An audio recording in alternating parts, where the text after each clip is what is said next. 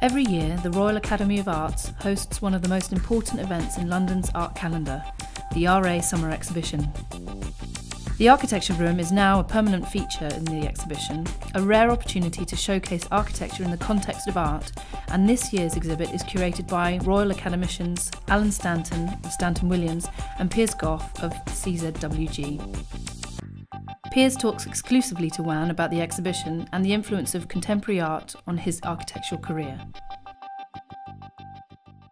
The concept behind the exhibition is to take the room, which has two major axes in it, and it's a almost square but actually rectangular room, and with these two axes, and the idea is that there are sort of four groupings of work on the walls and models. And the difference this year is that the plinths are curved, and that's sort of counterintuitive because all models of architectural models are rectangular in a rectangular box, and the thought of making a curve is immediately like, oh God, well, will they fit? You know, because normally they just fit by going like this. So we made a curve, and it's kind of great because then you have models at this angle, that, and once you've got models at different angles, you might just have them all at different angles. And the best thing about that is that when they are more angled, you get to see the sides of them better. You can get to look around them better because they're not sort of jammed against each other. They sort of open out from each other. So that was the thinking behind making these curved plinths. The curved plinths also have a very nice spatial thing, which is by being curved, where the wall is at an angle and the curve of the plinth leaves you a sort of triangular space.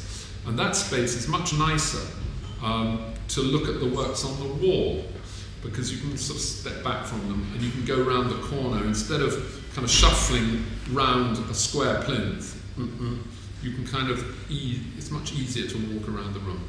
The exhibitors are the Royal Academicians, who have a right to put something in, and they can put up to 6 things in if they want to. And some put in 6, some put in 1, some occasionally miss a year. But basically, they make up about a third of the show, I should think, maybe a quarter to a third. And then the rest is people who have, from outside, who have sent in work, and they're just invited, and quite often the curators have G'd up, let's say, certain people they'd like to see put stuff in, and they hopefully respond and put in things so that you get work from a cross-section of the profession. You get students, of course, right up to people who have been doing it for 50 years. There is one very obviously centerpiece in the show, a big model of the Shieling Bridge, which is designed by Tonkin Liu for a bridge in China, in Shieling, which is this extraordinary landscape. And it's an extraordinarily beautiful bridge. A number of exhibits that were sent in with the intention of being exhibited in our room got exhibited in other rooms, because the artists who were hanging the other rooms would come by and say, oh, are you going to hang that? And we go, well, we were thinking of it. And they go, oh, I really like it, have it. Because I'm sure the artist or the architect would be flattered to be in an art room, you know. I mean, they would find that really exciting. So there is crossover, and there are works by RA artists in the architecture room. Richard Wilson has a couple of works in the architecture room. So I love that, you know, I love that sort of and they kind of really relate to each other, you know, really make a resonance. And having them in an art show, of course, does mean that the architecture is looked at as art, because you're in a kind of art mood. You're going to look at some of this work as art, and that's really good for architecture. It's so easy for it to become a sort of prosaic activity, and marvellous when it's shown off against art. One noticeable thing is a lot of architects, younger architects' offices, have a kind of art gallery attached or within the gallery. I mean, it's quite fabulous the way that they are promoting artists and working with artists. I think there are a number of architects whose reputation very much was built up by working with artists. I'm thinking of David Adjaye with Chris Ofili, and David